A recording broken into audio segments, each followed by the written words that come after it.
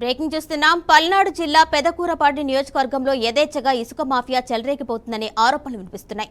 అచ్చంపేట మండలం కస్తాల ఇసుక రీచ్ వద్ద అక్రమంగా ఇసుకను తరలిస్తున్నారని కొందరు ఆరోపిస్తున్నారు. రీచ్లో ఇసుకను తవ్వి హైదరాబాద్ తదితర ప్రాంతాలకు రాత్రికి రాత్రే తరలించేస్తున్నారని అంటున్నారు.